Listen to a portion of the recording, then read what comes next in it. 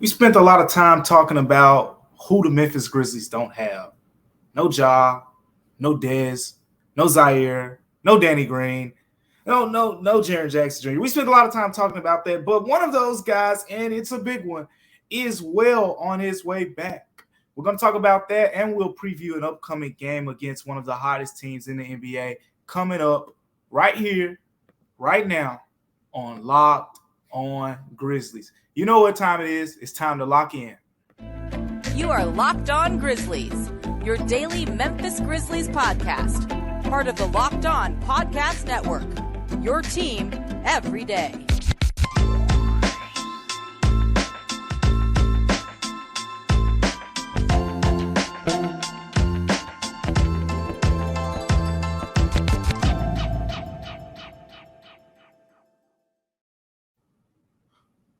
What's going on, everyone, and welcome back to Locked on Grizzlies.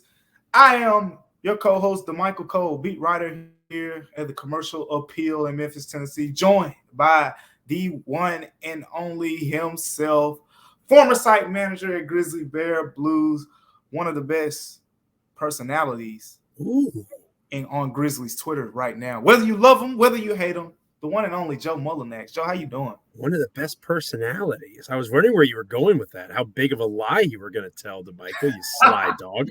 Not too bad. Not personality. It's hit or miss. You know, kind of like my hairline. It's receding, but still present from time to time. It's good to be back with you, buddy. We've been busy and back and forth. I know you did a great weekend episode talking about the Grizzlies' upcoming game with the Nets, and then I, decided to just throw around $80 million of Robert Parrish money, which I know we'll talk more about later on in the show. But it's good to be back with you, and I'm excited to cover some positive news on the injury report for once for the Memphis Grizzlies. But before we get to that, thanks for making us a part of your Grizzlies experience, your NBA podcast experience. Maybe you're watching us on YouTube, wherever you get your podcasts. Locked on Grizzlies is your place for Memphis Grizzlies content, your team each and every day. Rate, review, subscribe, all those sorts of things. Again, the comments were hopping for the episode from yesterday about Dillon Brooks. So thanks to everybody that's making that an interactive place. We check those things out. We interact with you guys there. We'll continue to do better, making sure we have a pinned kind of comment to guide the conversation. It went really well on the Dillon Brooks episode. Some good feedback there. So thank you guys for making Locked on Grizzlies part of your Grizzlies experience. Damichael, finally, a ray of sunshine in the cloudy day that has been the Grizzlies injury report. Jaren Jackson Jr. not being on the list was not surprising. Right? Like the fact that he was getting rest against the Nets. We expected Jaren to be back for this upcoming game against the Kings. But what's Jim Ross? Jim Ross is coming on the podcast. Hold on. Jim Ross. Oh, God, that's Ja Morant's music. The glass is breaking. It's Ja Morant. That's a terrible Jim Ross impression. For those of you that are wrestling fans, I apologize. But Ja Morant's all of a sudden doubtful for this game against the Sacramento Kings. And I know you know this, Damichael, and obviously our dear folks that follow along with us here on Locked on Grizzlies probably understand doubtful means 25%-ish chance. So he's probably not going to play, but the fact that he is showing that level of improvement that quickly means that the next time the Grizzlies take the floor, maybe this whole week-to-week thing is literally just 1 week, and he's back at it. Yeah, that's what I thought from the jump, Joe. It's a grade 1 ankle sprain. It wasn't grade 2. It wasn't a high ankle sprain. It was just, if you've played basketball, I'm sure you've twisted your ankle a little bit. And if you have one of those little minor tweaks where, you're limping off the court, it's bruised up the next day, and then in a couple days, in theory, you could play. But, he's an NBA professional basketball player, so, they're going to take a little bit more time to nurse it and make sure – he's better for the long haul, not necessarily for a pickup game of 21 like you or I would do off of a grade 1 sprained ankle. But yeah, this was something, the week to week thing was always an interesting way, interesting verbiage to me, because it always felt game to game. And that's what it feels like to me. Week to week, who cares? It's game to game. when you're talking about a grade 1 ankle sprain here. So we see, the injury report comes out. He's listed as doubtful. The Grizzlies they'll have Wednesday. Thursday is Thanksgiving. They're not going to do much on Thursday. Friday's the next game. So seems like a very realistic chance that Ja Morant could return Friday. If not Friday, at worst, probably could be back Sunday against the New York Knicks. So this is great news from the Memphis side of things in terms of, they won't be without, these guys, for as long, a period as some people may have thought, in particular Ja Morant. And, this is big, right? You just look at the game against the Nets. The Grizzlies went into that game and went into the fourth quarter down a couple points. You have Ja Morant in that fourth quarter. Who knows what happens? Because you have one of the best fourth quarter closers there is in the game. And that's where the Grizzlies kind of came up short. No Ja Morant to kind of close that game out. And, that's where they missed him. So it's good to see, listed as doubtful. Again, you said it, very still unlikely to play in this game. But it is a step in the right direction in terms of he is progressing and he's not going to be out for a prolonged period of time. I'm glad that you mentioned something about the week-to-week terminology, because I thought that was weird as well. And, you mentioned my state or my status as a eccentric personality on Grizzlies Twitter. One of the things that annoys not just Grizzlies Twitter, but when I was running grizzlybearblues.com over at SB Nation, the Grizzlies PR, medical, however they decide to handle injuries, it is... I need to think of it because I know you work with them on a day-to-day basis. So I got to be, maybe they're eccentric like me in the way that they phrase things sometimes, or the way that they don't phrase things. Sometimes they give you no information at all. So day-to-day is something that is used all the time for injuries, right? So when they said week-to-week, naturally, you being a learned, intelligent, handsome man, me being a less intelligent, less handsome man, we are able to make the connection that if it's week to week, maybe it's a smidge bit more serious than day to day. But as you alluded to correctly, it seems like that may not be the case. So I'm just add this to the list of I don't understand how they handle their injury reports sometimes. And I know you can't really say anything about that, which I understand. Let me be the bad guy on that one. The next piece of it would be the idea that we haven't seen this team play together healthy the entire season.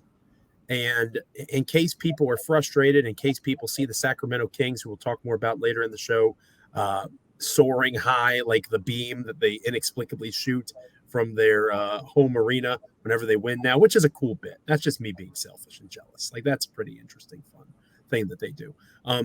And if you're going to be happy for a team having some success, Sacramento's had a long run of not being very good. So kudos to the Kings on their hot start. But, Memphis doesn't look that impressive at the moment in terms of their place in the Western Conference standings. Just remember, this team literally has not played healthy together at any point in this entire season. And they're still treading water, still looking the part of a playoff team in the West. That's impressive considering that at no point have Jaren Jackson Jr., Ja Morant, and Desmond Bane shared the floor together in this entire season. Or if they have, it's been very brief. So that's an important thing to keep in mind. Very limited sample size of what this team's actually going to look like when they are at full strength, whatever the heck that means.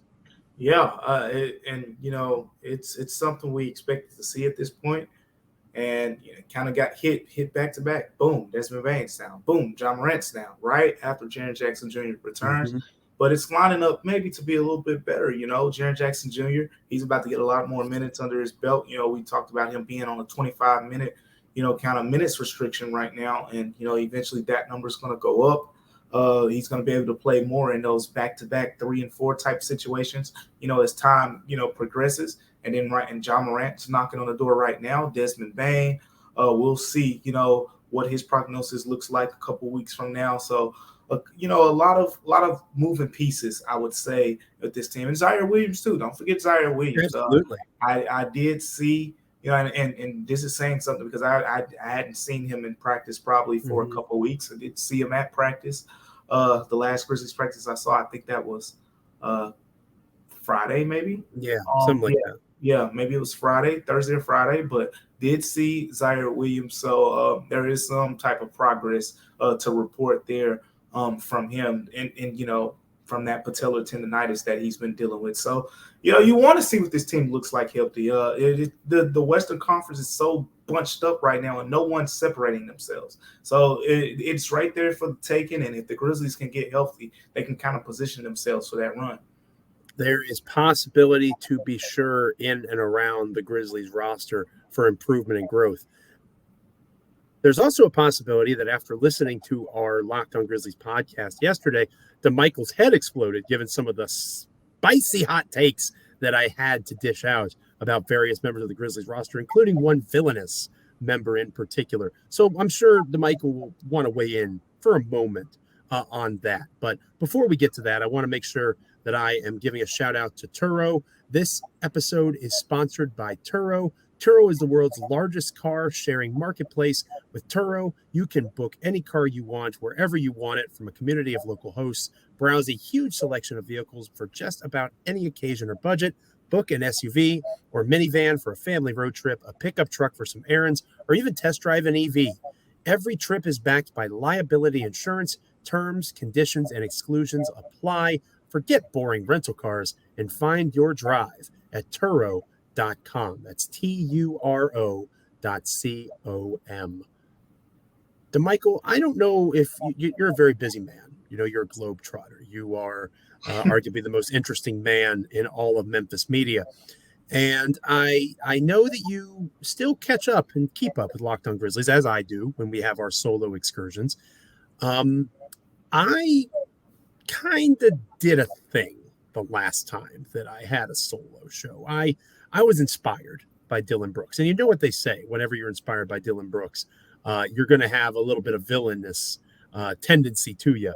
And I think I might have did a bad thing by committing $80 million of Robert Pear's money to Dillon Brooks. A lot of money. That is a lot of money. But I feel like I made a pretty strong and fair argument that Dillon Brooks is a key contributor to the culture of the team. Something that I left out in the episode, going all the way back to my days at GBB. I have said forever that the Memphis Grizzlies need someone that can stop Luka Doncic, or at least slow Luka Doncic, if they're serious about being a Western Conference contender for the long haul, because Luka Doncic isn't going anywhere. Not only is he in the Grizzlies conference, he's also in their division. So you're going to have to contend with Luka for the next 8 years or so, at least. To get out of the West. So you need someone to try to slow him. And I would bring up Ben Simmons and other names in the past to possibly be that defensive stopper.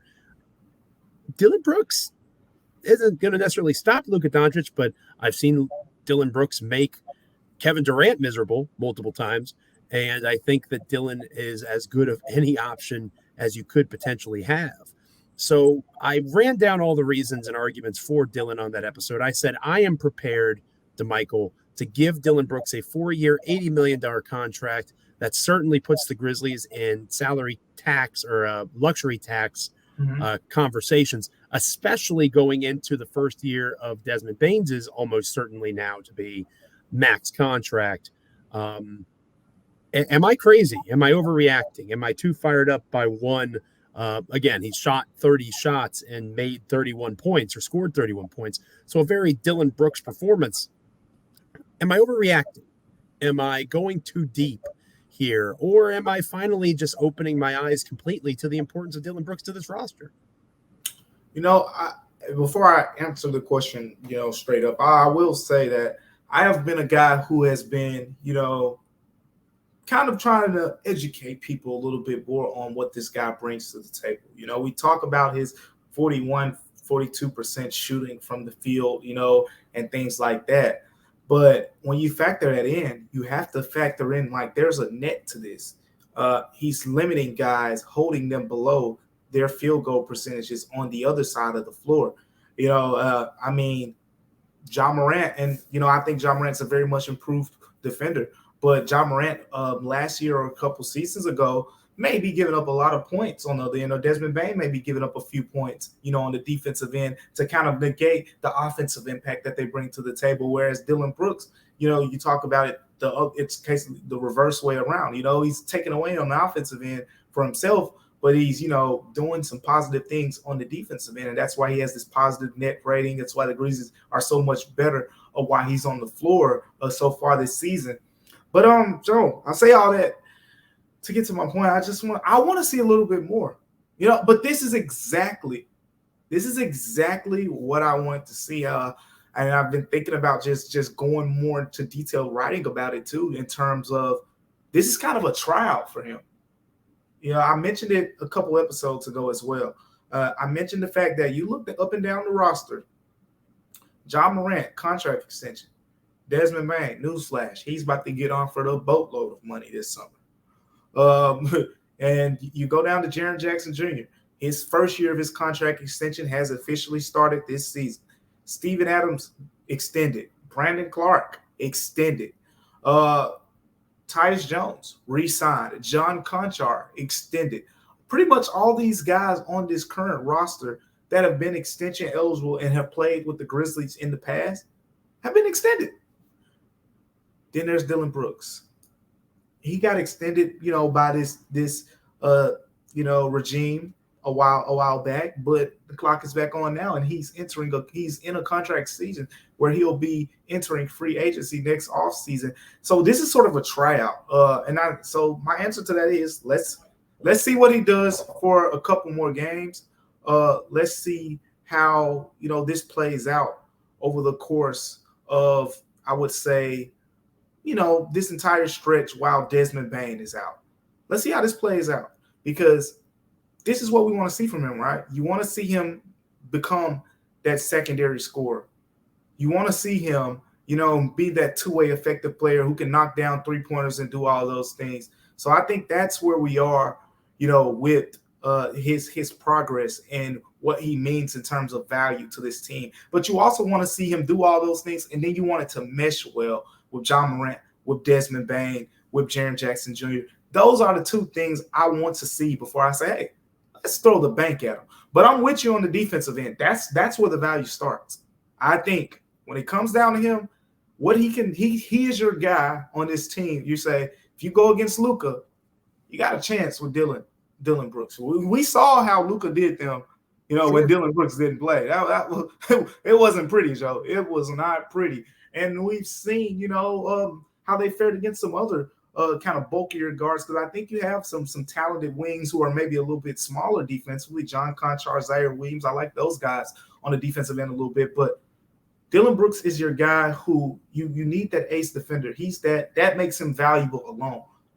But now it's all about how he meshes with these guys, and I want to see him take that next step to show, hey, I can do more when presented the opportunity this season.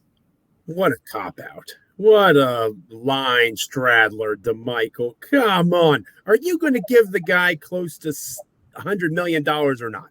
No, I'm just kidding. I'm just giving Damichael a hard time. I think that your fairest point there, Damichael, was the point that you made about the team needing to see him with Ja and Dez and Jaren, right? Because there's a serious opportunity cost decision that they have to make here. Because it would be only $14 million in cap space if they, got rid of all their cap holds, and Danny Green's almost certainly not going to be around Memphis, at least not at that price tag. So you imagine they'll renounce him.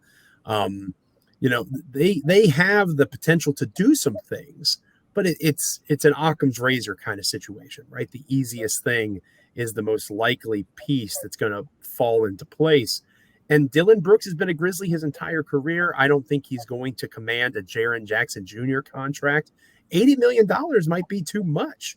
It could also arguably be not enough. I think somewhere around that $17 million cap hold is the minimum. I know. Robert Pera has a big bank, but you just right. Gonna throw $20 million a year at a guy when that Desmond Bane contract. I mean, we saw Jordan Poole's, right?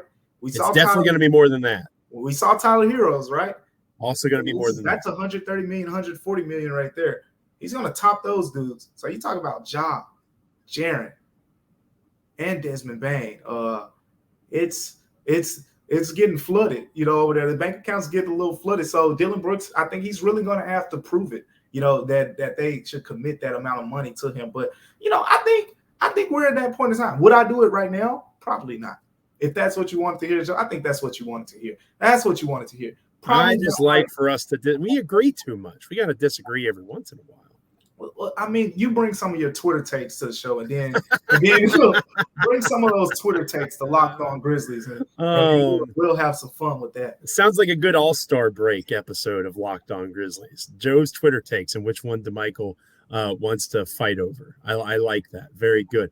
We'll preview the upcoming game for the Grizzlies against the upstart Sacramento Kings next here on Locked On Grizzlies. But first, I do want to shout out today's episode sponsor. This episode is brought to you by BetterHelp. As the world's largest therapy service, BetterHelp has matched 3 million people with professionally licensed and vetted therapists, available 100% online. Learn more and save 10% off your first month at betterhelp.com/LockedOnNBA. Also want to shout out Locked On Sports Today. Make sure that you're making it your next listen after this episode of Locked On Grizzlies. Check out the Locked On Sports Today podcast. It's the biggest stories of the day, plus instant reactions, big game recaps, and the take of the day. It's available on the Odyssey app, YouTube, and wherever you get podcasts. Today's episode is also brought to you by LinkedIn Jobs. These days, every new potential hire can feel like a high-stakes wager for your small business. You want to be 100% certain that you have access to the best qualified candidates available. That's why you have to check out LinkedIn Jobs, which helps you find the right people for your team faster and for free. You add your job as well as the purple hashtag hiring frame to your LinkedIn profile to spread the word that you are hiring. Then once you get through that point, you want to make sure that you are checking out LinkedIn Jobs and using simple tools like screening questions that make it easy to focus on candidates with just the right skills and experience so you can prioritize who you'd like to interview and hire. It is why small businesses rank LinkedIn Jobs #1 in delivering quality hires versus the leading competitors. We all want to finish the year strong. It's almost Thanksgiving. You see the holidays on the horizon, but you got to make the right hire to help your team do just that. Finish strong. LinkedIn Jobs is the way to go. It helps you find the qualified candidates you want to talk to faster. Post your job for free at linkedin.com/LockedOnNBA. That's linkedin.com/LockedOnNBA to post your job for free. Terms and conditions apply. Damichael, the Memphis Grizzlies head into a big game against the Sacramento Kings, likely without Ja Morant. Certainly should have Jaren Jackson Jr. back in the fold, barring some unforeseen issue that maybe comes for him, hits him in a way that nobody wants to see. I don't believe he was even on the injury report at all going into the Sacramento game. So he should play. I'm most excited to see him be the #1 option because, again, you mentioned his minutes limit earlier in the episode. 25-ish is likely what we'll see him do. Maybe they let him run a little bit more since they're off until Friday, as we mentioned earlier in the show. But it'll probably be around 25 minutes again. In those 25 minutes, I want to see him be aggressive offensively. I want to see him create off the dribble. I want to see him find his shot on the perimeter when he has the opportunity against a smaller big or a big that doesn't have the lateral quickness of him. I want to see him dominate that matchup. And I also want to see what he can do as a rim protector against Domantas Sabonis and the other bigs of the Sacramento Kings. They are a unique team in terms of their depth, especially in the front court. And I think Jaren provides a skill set that is uniquely suited to limit Sabonis and the other Kings players there in the forward and center spots. So that's what I'm most interested in is Jaren Jackson Jr. in that #1 slot, at least for one more game, assuming Ja doesn't ascend to playing in this one. What are you looking forward to? Again, against a Sacramento team that is playing really good basketball right now, Damichael. You mentioned it. 6 straight wins. They're calling these guys the Purple Beam. Like the beam. Have you heard about it? I have. It's actually really cool. I wish I could make fun of it and say that it's lame, but it's actually a pretty it's one of the fun thing they're doing in the NBA's right now. Joe, could you probably could explain it to the listeners better than I can? Sure. It's if you've ever what's the best way to describe this? If you've ever been to a city that's opening like a new restaurant, right? Or they're like a nightclub is open and they're trying to like a spotlight that goes back and forth. It looks like that. It's a beam of light that shoots up from their arena when the team wins a game, and they do like a light the beam, and they hit this imaginary button that lights the beam, and the fans are getting behind it. And it's one of those things. Again, the shallow and pedantic side of me wants to make fun of them, but it's organic, right? Like the Grizzlies have a lot of things that are organic within the Grizzlies organization, like the championship belts, the wrestling night that doesn't make sense really anywhere else in the NBA other than Memphis. That's something that I think I would compare it to, that they're kind of finding their own unique niche thing that they do after they win games, and they're buying into it. Yeah, since they've started that, 7 out of 8 wins, I believe, is the exact number. Six straight overall for the Kings. One of the hottest teams in the NBA, and quite frankly, I was talking to someone earlier just about how this team, makeup-wise, there's some similarities to last year's Grizzlies. Not saying, that's who they are, but makeup-wise, you have a point guard in De'Aaron Fox. By the way, he is averaging more paint points than Ja Morant right now. Can you imagine that? He's playing really good basketball. He's the player who led Ja Morant led the NBA in average paint points per game last season. De'Aaron Fox, I think Luka Doncic is his top guard. I don't count Luka. He's 6'7", 230. De'Aaron Fox, for my money, he is leading the guards right now in paint points per game. So he's ahead of Ja in that area. Then you factor in Kevin Huerter, right? He kind of reminds me of the Desmond Bane role last season. You have De'Aaron Fox putting a lot of pressure on the paint, getting downhill, using his pace, using his speed. And you have Kevin Huerter, who teams say, hey, don't leave him open. Do not leave that guy open. And there's the shooter. He's the shooter. And then you have Domantas Sabonis, right? I think different skill set overall from Jaren Jackson Jr., but the playmaking ability, the ability to handle the basketball, put it on the floor. He's probably a more polished scorer, I would say, than Jaren Jackson Jr. right now. Jaren Jackson Jr. is the better defender. So that's how those switch out. But at the end of the day, you have 3 players on each team, Grizzlies last season and, the Kings this season, that kind of have similar makeups. Not necessarily the wholesale games, but in the ways that they can use them are kind of similar. You use De'Aaron Fox to put the pressure on you to get the ball up court. You use, Kevin Huerter, for spacing. And then he knocks down all these 3-point shots at a high efficient clip. And Domantas Sabonis grabs rebounds. And sometimes he pushes the basketball himself. And he can, they can play through him, through the mid post, through the high post, in situations like that. Sacramento is fun to watch. How fun? They lead the NBA right now, 121 points per game, Joe. This offense is incredible. And third in assists. They average over 28 assists per game. The Grizzlies are 19th right now with 24 assists per game. The Grizzlies are also 11th in the NBA at 114 points per game. Sacramento's offense is next level. Now, this isn't one of those super disruptive defenses by any chance. Sure. They're last in the NBA in blocks. Again, Domantas Sabonis, he does a lot of great things on the offensive end. He's not this big shot blocker or anything at the rim. They're last in the NBA in blocks, and they're 21st in steals. So the Grizzlies, even without potentially having Ja Morant and Desmond Bane and those guys, there will be opportunities for the offense kind of to, take advantage of what should be, a less disruptive defense, a weaker defense than those top-tier defenses that, they've seen like the Celtics in recent weeks. So all things considered, I think this could be a shootout, Joe. It definitely could be a shootout. And the only reason I'm taking the Grizzlies to win this game is the fact that the game is happening in Memphis. Because I know you know this, Damichael. You've tweeted about it, and you may have written about it as well. The Grizzlies inexplicably are much better defending at home. I think it's something like 28% opponents shoot from beyond the arc. Top 5 in the NBA at home. Yeah. Worst. They're one of the worst 5 in the NBA on the road. Yeah. And you mentioned the Sacramento Kings offense correctly so. They have 6 players led by De'Aaron Fox. But Sabonis, Huerter, Harrison Barnes, the subject of Grizzlies trade rumors literally every year. You didn't mention their bench, but Malik Monk and Terrence Davis are 2 guards that are having a lot of success. Davis is only averaging about 8 points a game. South Haven guy. Yeah. Yep, that's right. You got Keegan Murray, who is early rookie of the year. I know Paolo Banchero will probably have something to say about that down in Orlando. But Keegan Murray is having a really strong campaign early on as a great floor spacer for them. Yeah. They've got a lot of guys that are able to space the floor. They're able to have a very efficient and effective offense the reason I would say the Grizzlies are going to take this is for exactly what I just said. They're going to defend better at home for some reason. The Kings won't be as hot as they have the potential to be. I don't think the Grizzlies blow them out by any stretch because, again, no Desmond Bane, almost certainly no Ja Morant.